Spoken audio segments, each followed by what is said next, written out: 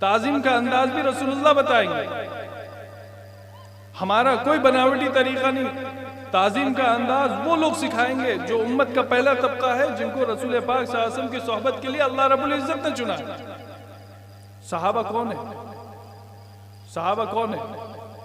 सहाबा वो हैं, हज़रत अब्दुल्लाह इब्न मसूद रज़ियल्लाहु ताला अन्हु फरमाते हैं, इख्तारहुमुल्लाहु लिसुहबति नबिय्यिही सल्लल्लाहु अलैहि वसल्लम व लिइक़ामति दीनिही, कि सहाबत और उम्मत का वो बेहतरीन तबका है कि जिनको अल्लाह रब्बुल इज़्ज़त ने चुना ही इसलिए है कि नबी पाक सल्लल्लाहु अलैहि वसल्लम की सोहबत इख्तियार करें, जिनको चुना ही इसलिए है कि वो नबी की सोहबत में दीन सीखें और अल्लाह के दीन को वो बुलंद कर दें।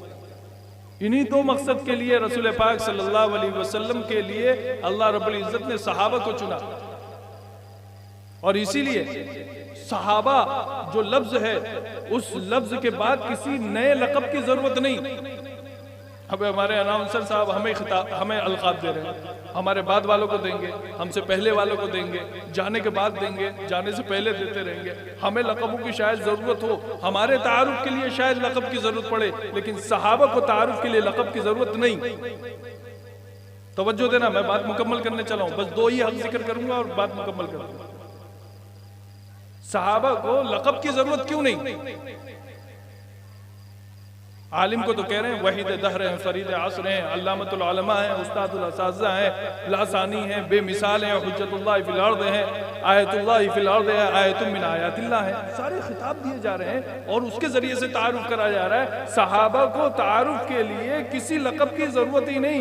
आप फ़ज़ाइल आमाल पढ़िए, मुंतखब अहादीस पढ़िए, हदीस की कोई और किताब पढ़िए, कोई हदीस रसूल पाक सल्लल्लाहु अलैहि वसल्लम की कोई सहाबी बयान करता है और नीचे वाला शागिर्द कभी कहता है अन अनस रज़ियल्लाहु अन्हु, कभी कहता है अब्दुल्लाह इब्न मसूद रज़ियल्लाहु ताला अन्हु, कभी कहता है अम्मन रअन नबी सल्लल्लाहु अलैहि वसल्लम, कभी कहता है हज़रत अनस से हमने ये हदीस सुनी, कभी कहता है हज़रत अब्दुल्लाह इब्न मसूद से सुनी, कभी कहता है अब्दुल्लाह इब्न उमर से सुनी, कभी कहता है उमर और अबू बकर से ये हदीस सुनी, कभी कहता है मैंने तो उससे सुनी जिसने नबी को देखा था। नाम भी नहीं बताता। और क्या कहता है? एक सहाबी की रिवायत है, एक सहाबी की हदीस है। सहाबी को तो नाम की भी जरूरत नहीं, सिर्फ ये लक़ब सहाबी का लफ्ज जो है ये काफी हो जाता है। क्योंकि सहाबी कहते किसको है? सहाबी कहते हैं जिसने रसूल पाक सल्लल्लाहु अलैहि वसल्लम को देखा, जिसने हुजूर पाक अलैहिस्सलाम को हालत ईमान में देखा, जिसने रसूल पाक सल्लल्लाहु अलैहि वसल्लम को हालत ईमान में देखा और हालत ईमान में ही इस दुनिया से वो रुखसत हो गए। बस ये जो लफ्ज है सहाबी, ये सहाबी का लफ्ज बनता ही सोहबत से है। और सोहबत से मुराद सहाबी में अल्लामा शारानी फरमाते हैं कि सहाबी का लफ्ज सोहबत से बना है और सहाबी का माना ही ये है कि जिसने रसूल पाक सल्लल्लाहु अलैहि वसल्लम की सोहबत इख्तियार की। और दुनिया में शरफ सोहबत नबी पाक सल्लल्लाहु अलैहि वसल्लम की सोहबत से बड़ा शरफ नबूवत के बाद दुनिया में किसी को हासिल नहीं। हम क्या बात करेंगे नबूवत की, और हम क्या बात करेंगे रसूल पाक सल्लल्लाहु अलैहि वसल्लम के मकामात की, हम हुजूर के आली मकाम की क्या बात करेंगे? हम हुजूर की तारीफ और तौसीफ करके हुजूर के मकाम को बुलंद नहीं कर सकते। हम हुजूर की तारीफ को, हुजूर के औसाफ को, हुजूर के तारुफ को कितना ही खींच लें, हम हुजूर के मकाम को बुलंद नहीं कर सकते।